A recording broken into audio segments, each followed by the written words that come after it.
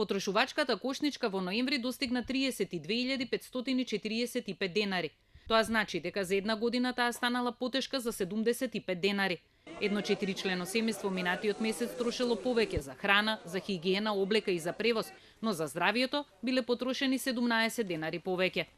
Дека 4-члено семејство со 1 до 2 вработени кои живее во 50 квадрати и нема автомобил едва и го турка месецот, покажува податокот дека просечната плата во октомври е 24.355 денари или повеќе од 8.000 денари помалку од потребите, кои не подразбираат луксус, туку само достоинствен живот.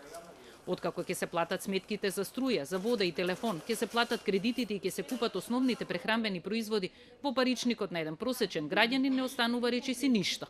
За да си ги покрие месечните потреби во едно семејство мора да има минимум 2 вработени со просечна плата, бидејќи според пресметките на синдикатот, со платата се задоволуваат само 74,9% од потребите.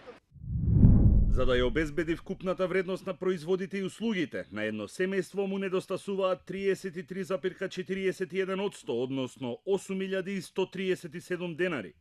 Со минимална плата од 12.165 денари во ноември се покриваат само 37,38% од трошоците пресметани во минималната синдикална кошница.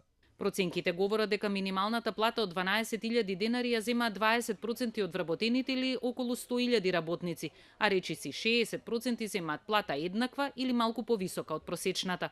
Уште полоши се бројките кои отсликуваат студентската потрошувачка кошничка. Таа изнесува 21.410 денари за студентите кои студираат со партиципација и 22.435 денари за тие што ја плаќаат школарината.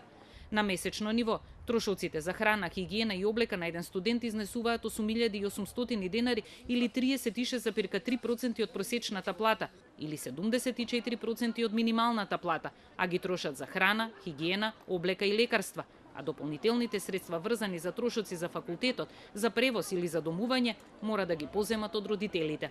Минатиот месец Светска банка објави дека Македонија за 60 години ќе го достигне европскиот стандард, односно децата кои сега ќе се родат, животниот стандард на своите врсници од Европската унија ќе го достигнат дури во 2078 година.